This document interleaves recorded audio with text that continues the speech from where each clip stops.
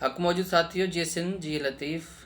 साथियों, सिंध में हिकु दफ़ो ॿीहर जबरी गुमशुदगियुनि वारो सिलसिलो आहे, उहो हिकु दफ़ो ॿीहर जारी आहे। कुछ ई ॾींहंनि जे अंदरि, यानी 2 खां 3 ॾींहंनि जे अंदरि 4 खां 5 जेके क़ौमी कारकुन आहिनि उन्हनि खे खंबे गुम कयो वियो आहे।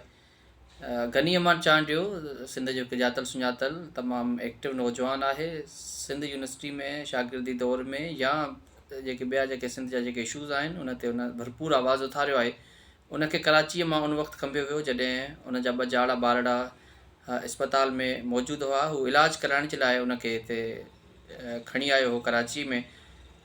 उतां उनखे इस्पताल अंदरां जेके कानून लागू कंदड़ इदारनि जा अहलकार आहिनि ऐं इहो बि ॿुधायो पियो वञे त सादा कपिड़ा पहिरियल कुझु अहलकार उन्हनि सां गॾु हुआ, उहे अंदरि दाख़िल थिया, उन्हनि तोड़ फोड़ बि कई आहे। ऐं अॼु जॾहिं उनजी भेण सिंध हाई कोर्ट में दरख़्वास्त बि दाख़िल कराई, उन में बि इहो मौक़िफ़ अख़्तियार कयो त उन्हनि खे तशदुद जो बि निशानो बणायो वियो आहे।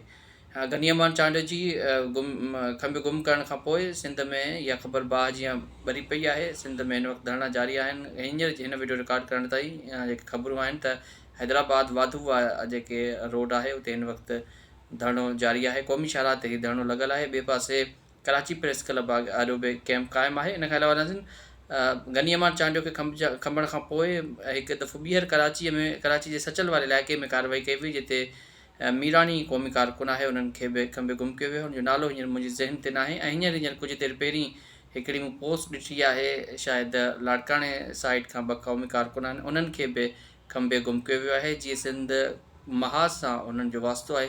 सो हीउ हिकु दफ़ो ॿीहर सिंध में जेका जबरी गुमशुदगियुनि वारी जेका हवा आहे उहा घुली पई आहे। हिन खां अॻु में बि केतिरा ई सिंधी जेके क़ौमी कारकुन आहिनि उहे अञा ताईं टॉर्चर सेलनि में मौजूदु आहिनि। अञा ताईं हू